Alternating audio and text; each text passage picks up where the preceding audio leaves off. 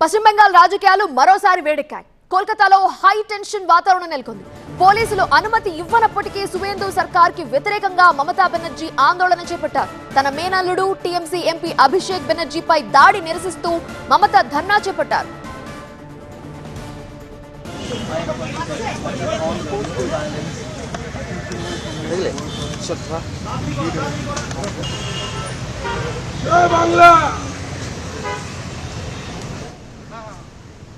మమతా ధర్నా చేస్తున్న ప్రాంతంలో భారీగా పోలీసుల్ని మోహరించారు. పోలీసులకి టీఎంసీ నేతలకి మధ్య తీవ్ర వాగ్వాదం జరిగింది. పోలీసుల తీరుని నిరసిస్తూ మమతా రోడ్డుపై బైఠాయించారు.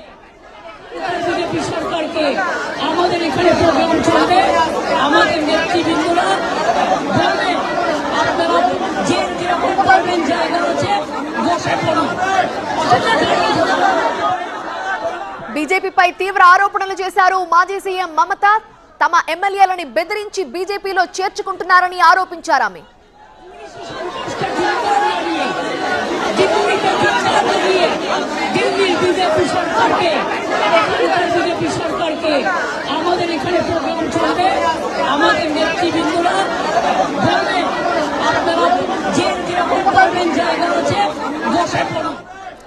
పోలీసులు అనుమతి ఇవ్వలేదు, కానీ సువేందు సర్కార్ కి వ్యతిరేకంగా మమతా బెనర్జీ చేపట్టిన ఆందోళనని మనం చూస్తున్నాము.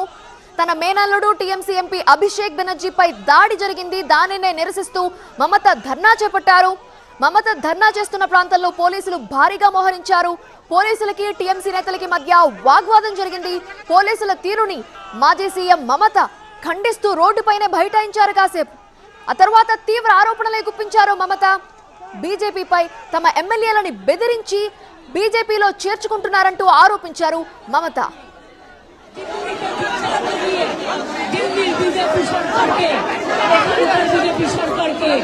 আমাদের এখানে প্রোগ্রাম চলবে।